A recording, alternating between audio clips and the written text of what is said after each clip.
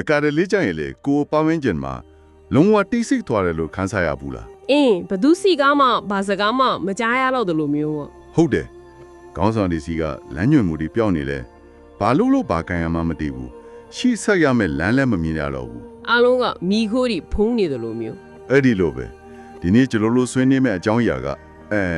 အဲ့ဒီလိုဝိညာဉ်ရေးရတည်ဆင်းမှုကြီးစိုးနေတဲ့ကာလတစ်ခုရဲ့အမောင်ထူးထဲကိုလေ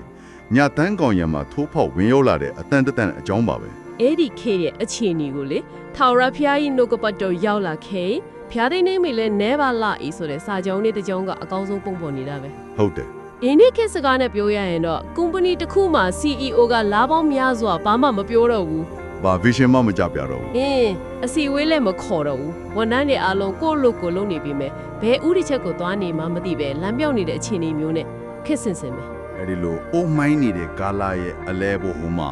ကျွန်တော်တို့ရဲ့ဇက်ကောင်နှစ်ယောက်ရှိတယ်တယောက်ကအဲလီ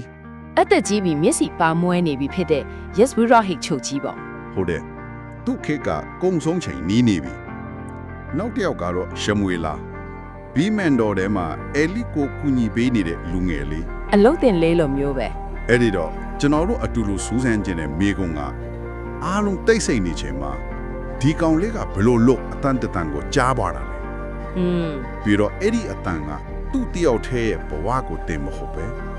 လူမျိုးတစ်မျိုးလုံးရဲ့ကံကြမ္မာကိုဘလို့ပြောင်းပြန်လန်ပစ်လိုက်တယ်လဲဆိုတာပါပဲ စိတ်ဝင်စားစရာကောင်းတာကဒီဖြစ်ပျက်ကဝิญဉ်ရေးရခေါင်းဆောင်မှုရိုးရွင်းနေချိန်မှာဖြစ်လာတာပဲအဲလီက Yes We Rock ဟိတ်ချုပ်ဆိုပေမဲ့သူ့ရဲ့သားနှစ်ယောက်ကတော့လုံးဝကို စီလိုကန်လို့ အကျင့်ပြတ်ချစားနေကြတယ်အဲ့လိုခေါင်းဆောင်မှုအချက်အတဲရဲ့အလဲမှာပဲဒီဆက်လန်းကစတင်လာခဲ့တာပါ ကဲဇလန်တဲ့ကိုဝင်လိုက်ကြရအောင် ဟုတ်ကဲ့ တညမှာရှမွေလာကဘယ်မန်တော်ထဲလာအိမ်နေတော့သူ့နာမည်ကိုတဆုံတယောက်ကခေါ်လိုက်တန်ကြားလိုက်တယ် အရန်ရှင်းလင်းတဲ့အတန်နဲ့ ဟုတ်တယ်ရှမွေလာတယ်ကောင်လေးကလည်းချက်ချင်းပဲအရာကလူးလေးထားကြီးအေးလီစီကိုပြေးတော့တာပေါ့ သူထင်းနေတာကသူ့စီရအေးလက်ကခေါ်တယ်လို့လေ အဲ့ဒီလိုပဲထင်ပါပဲလေအေးလီစီရောက်တော့ခမဲကျွန်တော်ခေါ်လို့လာခဲ့ပါတယ်ဆိုပြီးတော့ပြောတယ် အေးလေးကလည်းအိတ်ချင်မှုတူနဲ့ပေါ့ဟေးငါမခေါ်ပါဘူးကွာသွားပြန်အိတ်တော့ဆိုပြီးပြန်လွတ်လိုက်တယ် ဒါကပထမအချိန် ဒီမှာကတော့တာမှန်ပါပဲကောင်လေးတယောက်အိမ်မက်မက်ပြီးလန့်နိုးလာတာမျိုးဖြစ်နိုင်တာပဲလေ ဟုတ်တယ်ဒါပေမဲ့ခဏအကြာမှာဒုတိယအချိန်ထပ်ကြားပြန်ရှမွေလာ ရှမွေလာကလည်းအရင်လိုပဲ အေလီစီကိုဒုတိယအချိန်ပြေးသွားပြန်တယ်ဆရာခမဲခေါ်လို့ကျွန်တော်လာတာပါပေါ့ အေးလေးကလည်းငါသားရဲ့ငါမခေါ်ပါဘူးဆိုသွားပြန်အိတ်တော့လို့ပဲထလွတ်လိုက်ပြန်တော့ ဒီမှာတင်ဇလန်ကပိုးပြီးစိတ်ဝင်စားစရာကောင်းလာထပ်ခေါ်တယ်ရှမွေလာကထပ်ပြေးသွားတယ်အေလီကထပ်ညင်းတယ်ကျွန်တော်သားရှမွေလာနေရာမှာဆိုရင်တော့ကိုတော့ယူနေပြီလားလို့ထင်မိပါပဲ ဒါမှမဟုတ်ဆရာကငေါ့ကိုဆက်နေတာလား ဟုတ်တယ် အဲ့ဒီလို၃ချိန်တိုင်တိုင်ဖြစ်ခဲ့တယ်ဆိုတဲ့အချက်ကပဲရှေ့ွယ်လက်အတဲ့ဘုရားသခင်ရဲ့အတန်ဆိုတာဘလို့တော့သူစိမ့်ဆန်နေလဲဆိုတော့ပြနေတာပဲ မှန်တယ် သူ့ရဲ့ကဘာမှာအတန်ဆိုတာလူစီကပဲလာတာဒါကြောင့်သူဆရာအေလီစီကိုပဲသူပြေးသွားခဲ့တာ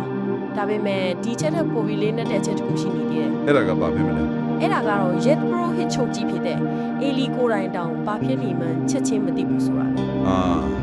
ဟုတ်တယ် ပထမနေ့ချိန်မှာသူကတာကိုတာမန်အဖြစ်ပြက်တူလို့ပဲသဘောထားခဲ့တယ်ဒါကအဲ့ဒီခေတ်ကဖျားသခင်နဲ့တိုက်ရိုက်ဆက်သွယ်ဖို့ဆိုတာဘလောက်တောင်ရှားပါနေလဲဆိုတော့မိမုံထုတ်ပြနေတာ ဝိညာဉ်ရခေါင်းဆောင်ကိုယ်တိုင်တောင်ဘုရားသခင်ရဲ့လှုပ်ဆောင်မှုကိုချက်ချင်းမမှတ်မိနိုင်တော့တဲ့အခြေအနေမျိုးဒီရောက်နေခဲ့တာ အတိအကျပဲ ဟုတ်တယ်တတိယကြီးမျိုးရောက်မှအဲ့လီခေါင်းထဲမှာမီဒီလင်းသွားတယ် wait a minute ဒီခေါင်းလေးတောင်းခါရှိပြီဒါတာမန်မဟုတ်တော့ဘူးဆိုပြီးချက်ချင်းသဘောပေါက်သွားတယ် ဒါကလူတယောက်ခေါ်နေတာမဟုတ်ဘူးဖျားသခင်ကိုယ်တိုင်ခေါ်နေတာပဲဆိုတာကိုသူသိသွားတယ် အဲ့ဒီမှာဇလန်ကအလဲအကြောင်းဖြစ်သွားတော့တယ် ဒီနေရာမှာစိတ်ဝင်စားစရာကောင်းတဲ့ paradox တစ်ခုတွေ့ရတယ်အေလီကိုယ်တိုင်ကဝิญဉ်ရေးရအားနေနေတယ်သူမိသားစုကိုတော့မထိန်နိုင်ဘူး ဟုတ်တယ် ဖျားသခင်နဲ့အဆက်အသွယ်ပြတ်နေချိန်မှာတောင်သူ့ရဲ့အတွေ့အကြုံကဖျားသခင်ရဲ့တန်ကိုမမိနိုင်စွာရှိနေတော့မယ်ဒါကဘာကိုပြနေလဲဆိုတော့အသိပညာနဲ့ကိုယ်တွေ့လိုက်ရှောက်နိုင်စွမ်းကတထက်တည်းမကြနိုင်ဘူးဆိုတာကိုပဲအတွေ့အကြုံယဉ်ကျေးမှုကကိုယ်လိုက်မလုံးနိုင်တော့ရင်တော့တခြားသူကိုနမ်းယုံပေးနိုင်တဲ့တန်ဖိုးတစ်ခုရှိနေတော့မယ်ဆိုတာကိုပြနေတယ် တကယ်မှန်တယ်အဲ့ဒီနောက်အေလီကရှော်ဝေးလို့ကိုအရန်ရှင်းလင်းပြီးတိကျတဲ့လက်ညွှန်ချက်တစ်ခုပေးလိုက်တယ် ဟုတ်တယ် သူ့ကိုတင်ပေးလိုက်တာကနောက်တစ်ခါအဲ့ဒီအတန်ကြားရင်ပြောပါဗျာကိုရော့ချွန်နားကြုံနေပါတယ်လို့ပြန်ပြောလိုက်ဆိုပြီးတော့ပဲ ရှေးစကားလုံးတွေနဲ့ဆိုရင်တော့အမိန်ရှိတော်မူပါအစီအပါနားခံရရှိပါ၏ပေါ့လေ ဟုတ်ပါတယ် အဲ့ဒီစကားစုလေးကအရာဒီပဲ ပြောပါဆိုတာကကိုဘက်ကနားထောင်ဖို့လက်ခံဖို့အသင့်ဖြစ်နေပြီဆိုတဲ့အချက်ပြမှုပဲကိုရောဂျွန်ဆိုတာကကိုယ့်ရဲ့နေရာကိုကိုသိတဲ့နှစ်ချမှုပေါ့အရေးကြီးဆုံးကနားထောင်နေပါလေဆိုတာဒါကကြားယုံတတ်တယ်ဟုတ်တယ်ကြားတဲ့အတိုင်းလိုက်နာဖို့အထိအသင့်ဖြစ်နေတဲ့သဘောထားကိုပြတယ်ဘုရားသခင်စီကတည်င်းစကားကိုလက်ခံဖို့အတွက်လိုအပ်တဲ့စိတ်နှလုံးသဘောထားအဖြစ်ဆုံးဒီစကားဆွလေးကဖော်ပြနေတာ အဲ့ဒီလမ်းညွန်ချက်တိုင်းပဲရှင်မွေလာသူ့အိယာကိုပြန်သွားခဲ့တယ်ပြီးတော့သာဝရဘုရားသခင်ကကြွလာတော်မူတယ် ဒီတစ်ခါမှတော့အရင်လိုအတန်တက်တက်မဟုတ်တော့ဘူး ဟုတ်တယ်ကျန်စာမှာကြွလာရေးရက်တော်မူတယ်လို့ပေါ်ပြထားတဲ့ဒါကပိုပြီးထူးခြားတဲ့တက်ရိုက်ကြတဲ့တွေ့ကြုံမှုတစ်ခုဖြစ်သွားပြီ ပြီးတော့အရင်လိုပဲရှမွေလို့ခေါ်လိုက်တာပေါ့ ဟုတ်တယ်နှခေါင်းဆင့်ပြီးခေါ်လိုက်တာဒီတစ်ခါတော့ရှင်မွေလာအေလီထင်ပြီးထားတဲ့အတိုင်းမှန်မှန်ကန်ကန်တုံ့ပြန်နိုင်ခဲ့ပြီပေါ့ သူကပြောပါဖရားကိုရောကြီးကျွနားထောင်နေပါတယ်လို့ပြန်လျှောက်လိုက်တယ် အမှန်ပဲဒါမှမဟုတ်အဲ့ဒီနောက်မှာသူရလိုက်တဲ့သတင်းစကားကတော့ဘယ်သူမှမမျောလင့်ထားတဲ့ နားကြတူတိုင်းထိတ်လန့်တုန်လှုပ်သွားစီမဲ့သတင်းစကားဖြစ်နေခဲ့တယ် လုံးပူထူသွားစေမဲ့အမှုကငါလောက်တော့မဲ့ဆိုပြီးအစားချီလိုက်တာပဲ နားနှစ်ဖက်လုံးပူထူသွားစေမဲ့အဖြစ်ဆိုရဲစကလုံးကအယမ်းပြင်းထန်ပါတယ် တော်တော်ပြင်းထန်တယ် ဒါကလူတိုင်းကိုတုန်လှုပ်ချော့ချစေမဲ့သတင်းမျိုး headline news တွေမှာထိတ်ဆုံးကပါလာမဲ့သတင်းမျိုးကိုဆိုလိုတာပါ အတိအကျပဲအဲ့ဒီသတင်းကဘာလဲဆိုတော့ရဲစင်ဘော်ရီချုပ်ကြီးအေလီနဲ့သူမိသားစုအပေါ်ကြာရောက်မဲ့တရားစီရင်ခြင်းအကြောင်းပဲ อืม ဘုရားသခင်ကပြောတယ်အေလီသားတွေကသူတို့ကိုယ်သူကျင်းချင်းခံရအောင်အထိအဖြစ်လုံးနေတာကိုအေလီကတိတိကြီးနဲ့မတားခဲ့ဘူးမဆုံးမခဲ့ဘူး အဲ့ဒီအဖြစ်ကြောင့် အေလီအိမ်သားအားလုံးကငါအမြဲတမ်းတန်ခတ်တော်မယ်တဲ့ ဒါကရှောင်းမွေလဲဆိုဘလောက်တောင်ခက်ခဲလိုက်မလဲစဉ်းစားကြည့်စမ်းပါသူရဲ့ပထမဆုံးရတဲ့ prophet future ကမျောလင်းချက်ပေးတဲ့သတင်းကောင်းမဟုတ်ဘူး ဟုတ်တယ် သူရဲ့စီယာသူရဲ့အဘာတဖွဲဖြစ်တဲ့အေလီနဲ့သူ့မိသားစုတစ်ခုလုံးပျက်စီးတော့မယ်ဆိုရယ်သတင်းဆိုးကြီးဖြစ်နေလေ လူငယ်လေးတစ်ယောက်တွေ့ဒီဝင်ကအရန်ကိုလေးလံလွန်းပါပဲ ဒါတင်မကသေးဘူးနော် ဟုတ်တယ်အဲ့ဒီတိုင်ခက်ချင်းကဘယ်လောက်တောင်ပြင်းထန်ပြီ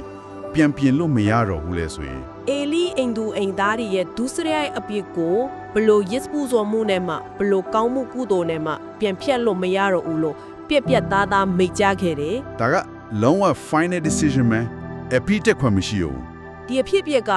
prophet တယောက်ရဲ့တာဝန်ကဘလောက်ကြီးမားပြီးဝင်ထုတ်ဝင်ဖို့ဖြစ်စေနိုင်တယ်လဲဆိုတာကိုရှင်းရှင်းလင်းလင်းပြသနေပါတယ် ဟုတ်ကဲ့ prophet ဆိုတာကိုကြိတ်တဲ့စကားလူကြိုက်များမဲ့စကားကိုပြောရတာမဟုတ်ဘူ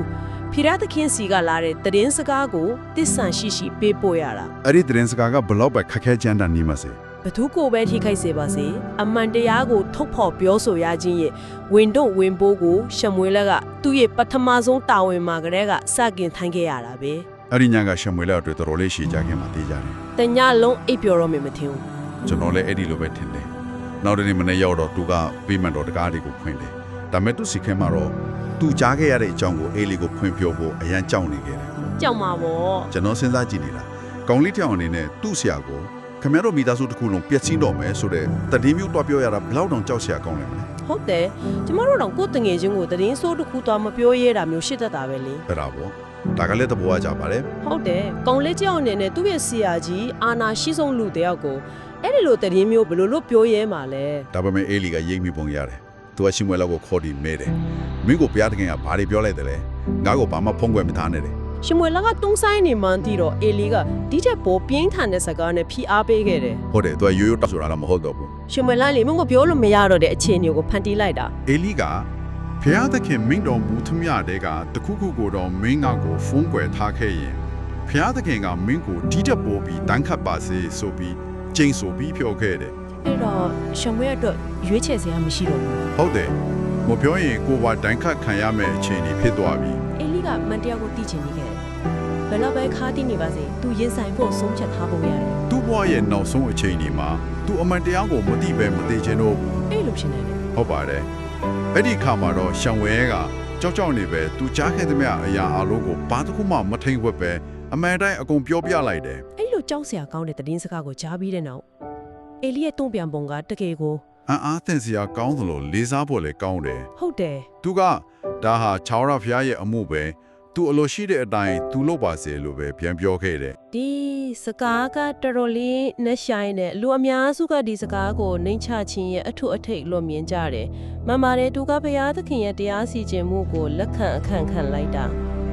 သူ့မှာအားနေချက်တရှိတယ်သူသားတွေကိုမဆုံးမနိုင်ခဲ့ဘူးဒါပေမဲ့ဘုရားသခင်ရဲ့ဆုံးဖြတ်ချက်ကိုတော့သူမေးခွန်းမထုတ်ခဲ့ဘူးဒါပေမဲ့တစ်ဖက်ကနေစဉ်းစားကြည့်ရော ဘယ်လိုမျိုးလဲ ဒါဟာသူ့ဘဝမှာဖြစ်လာတဲ့ကိစ္စတွေအပေါ်လက်မြော့အရှုံးပေးလိုက်တဲ့ပုံစံတစ်မျိုးလို့ရောမမြင်နိုင်ဘူးလား resignation ပုံစံမျိုး ဟုတ်တယ်ငါလည်းဘာမှမတက်နိုင်တော့ဘူးဖြစ်ချင်ရဖြစ်တော့ဆိုတဲ့သဘောမျိုးရောမပါနိုင်ဘူးလား အဲ့ဒီလိုလဲစဉ်းစားကြရမယ်နော်ဖြစ်နိုင်တယ်အဲ့ဒီနှစ်ခုလုံးရဲ့ရောဆက်မှုတစ်ခုဖြစ်နိုင်တယ် ဟုတ်တယ် သူလုတ်ခဲ့တဲ့အမားတွေအတွက်နောင်တရာခြင်းနဲ့အခုတော့ဘာမှပြင်ဆင်လို့မရတော့ဘူးဆိုတဲ့လက်ခံခြင်းသူရဲ့ဇာတ်ကောင်ကတကယ်ကိုရှုပ်ထွေးပြီးစိတ်ဝင်စားစရာကောင်း အတိအကျမယ်တော့ကလူဖြူလူမြဲလူပြက်ပြက်သားသားသတ်မှတ်လို့မရတဲ့ဇက်ကောင်မျိုးအားနည်းချက်ဒီနဲ့ပြည်နေပေမဲ့နောက်ဆုံးအချိန်မှာတော့ဂုံတိခိုင်ရှိရှိနဲ့အမှန်တရားကိုရင်ဆိုင်သွားခဲ့တယ် အဲ့ဒီခက်ခဲတဲ့ဖွင့်အောင်ဝန်ခံခြင်းအပြီးမှာတော့ဇလန်ကရှေ့ဆက်သွားပြီရှာမွေလ်ကကြည်ပြင်းလာတဲ့ထာဝရဘုရားကသူနဲ့အတူရှိပြီးသူ့စကားတစ်ခုပေါ်မှာမြေပေါ်ချမသွားစေဘူးဆိုပြီးဖော်ပြထားတယ် သူ့ရဲ့စကားတွေကတန်ခိုးပါလာပြီးအရာရောက်လာပြီးသူပြောသမျှကတကယ်ဖြစ်လာပြီဆိုတဲ့သဘောပေါ့ ဟုတ်ပါတယ်ဒါကဘုရားသခင်ရဲ့ prophet တရားအဖြစ်အများကအတိမပြုလာခြင်းရဲ့အစပဲ သူ့ရဲ့ credibility ကိုတည်ဆောက်နေတာ ဟုတ်တယ်သူ့ရဲ့ချော်ကြားမှုကတနိုင်ငံလုံးကိုပြန့်နှံ့သွားတယ်အဲ့ဒါကိုကျမ်းစာမှာတန်မြို့မှာဗေရရှိဘာမြို့တိုင်အောင်လို့သုံးထားတယ် ဒါမျိုးဆိုတာအဲ့ဒီတော့နိုင်ငံရဲ့မြောက်ဘက်အဆိုးဆုံး ဗေရရှိဘာကတောင်ဘအဆွန်ဆုံးဆိုလိုတာကမြန်မာလိုဆိုရင်မြကြီးနားကနေကော့တောင်းအထိလူတိုင်းသူ့ကိုဘုရားသခင်ရဲ့ prophet အပြည့်တည်သွားတယ်ဆိုတဲ့သဘောပါပဲ ဖြစ်ဘလို့ပုံထွင်းပေးခဲ့တယ်လဲဆိုတာကိုချိတ်ဆက်ကြည့်လို့ရတယ် อืม သူ့ရဲ့ပထမဆုံးတာဝန်ကလူတွေကြားကောင်းအောင်ပြောရတာမဟုတ်ဘူးအာနာအရှိဆုံးလူကိုအခက်ခဲဆုံးအမှန်တရားကိုပြောရတာ ဟုတ်တယ် အဲ့လိုတက်တီးရှိရှိထောက်ဖော်ပြောဆိုရတဲ့အတွက်သူ့ရဲ့စကားဟာယုံကြည်ကိုးစားထိုက်တဲ့ဆိုတာကိုတက်တီးပြခဲ့တယ်အဲ့ဒီဖြစ်ပျက်ကပဲသူ့ကိုဖျားသခင်ရဲ့စစ်မှန်တဲ့သတင်းစကားပေးဖို့သူအဖြစ်အခိုင်အမာသတ်မှတ်ပေးလိုက်တာပါ အဲ့ဒီနောက်ပိုင်းမှာတော့အစားပိုင်းကဗျာဒိတ်တော်ရှားပါခဲ့တဲ့နေရာမှာ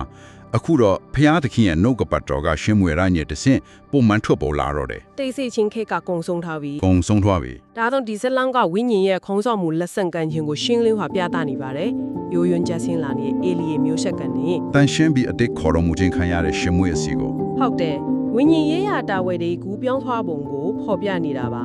တိတ်ဆိတ်နေတဲ့ကာလတစ်ခုကုံဆုံးပြီးအတန်တစ်ခုပြန်လဲထွက်ပေါ်လာခြင်းပါပဲ ကောင်းပြီဒီလေးကျွန်တော်တို့လီးလာခဲ့တဲ့ကြောင်းရာနီကိုပြန်ပြီးခြုံကုန်ကြည့်အောင် ဟုတ်ကဲ့ ရှံဝေလာကိုခေါ်တဲ့ဇလန်ဟာညအချိန်မှာကြားလိုက်ရတဲ့အတန်တစ်ခုအကြောင်းတတ်တတ်မဟုတ်ပါဘူး မဟုတ်ဘူး ဒါဝိညာဉ်ရေးရာကြားဆင်းနေတဲ့အချိန်မှာတော့အသွေးချုံရင်းချက်သူကမျိုးဆက်တဲ့ကိုဘယ်လိုလမ်းညွှန်ပေးနိုင်တယ်လဲဆိုတဲ့ mentorship အမှန်တရားကိုထုတ်ဖော်ပြောဆိုရခြင်းရဲ့ဝင်ထုတ်ဝင်ပေါ်ကြောင်း ကိုယ့်ဘောကြားရောက်မဲ့တရားစီရင်ခြင်းကိုတောင်လက်ခံနိုင်တဲ့ရှုပ်ထွေးတဲ့နှင့်ချမှုအကြောင်းနောက်ဆုံးအနေနဲ့ခေါင်းဆောင်ဟောင်းတဦးရဲ့အခန်းကဏ္ဍအကုန်ဆုံးချိန်မှာခေါင်းဆောင်တဲ့တဦးဘယ်လိုပေါ်ထွန်းလာတယ်လဲဆိုတဲ့အကြောင်းတွေကိုဖော်ပြနေတာပါ နောက်ဆုံးအနေနဲ့နားထောင်သူတွေအသက်စဉ်းစားစရာအတွေးတစ်ခုနဲ့အဆုံးသတ်ချင်ပါတယ်ဒီဇလန်ကအတန်ကိုကြားခြင်းနဲ့အတန်ရဲ့ရင်းမြစ်ကိုနားလည်ခြင်းကြားကခြားနာချက်ကိုအရန်ကောင်းကောင်းမီးမောင်းထိုးပြထားတယ် ဟုတ်တယ်နော် အတွေးကြုံမရှိသေးတဲ့ရှမွေကအတန်ကို၃ချိန်တိုင်တိုင်ကြားခဲ့ပေမဲ့အစားပိုင်းမှာနားမလည်ခဲ့ဘူးဝိညာဉ်တွေကအားနည်းနေပြီဖြစ်တဲ့အေလီကတော့နောက်ဆုံးမှာအဲ့ဒီအတန်ရဲ့ရင်းမြစ်ကိုနားလည်သွားပြီးမှန်ကန်တဲ့လမ်းညွှန်မှုကိုပေးနိုင်ခဲ့တယ် အမှန်ပဲ ဒီအချက်ကကျွန်တော်တို့ကိုမေးခွန်းတစ်ခုထုတ်စေပါတယ်ကျွန်တော်ရဲ့ဘဝမှာနေ့စဉ်နဲ့အမျှအတန်ပေါင်းများစွာကြားနေရတယ် social media ရဲ့အတန်ကိုယ့်ရဲ့ဆွေရင်ပူပန်မှုအတန်တငယ်ချင်းတွေရဲ့အကြံပေးတာ ဟုတ်တယ်လူဖွဲ့စည်းရဲ့တောင်းဆိုတန်ဒီအတန်တွေအားလုံးထဲမှာဘယ်အရာကအမှန်တကယ်အရေးပါပြီးနားထောင်တဲ့အတန်ဖြစ်တယ်ဆိုတာကိုခွဲခြားသိမြင်နိုင်ဟုကျွန်တော်တို့ဘယ်လိုသင်ယူနိုင်ကြ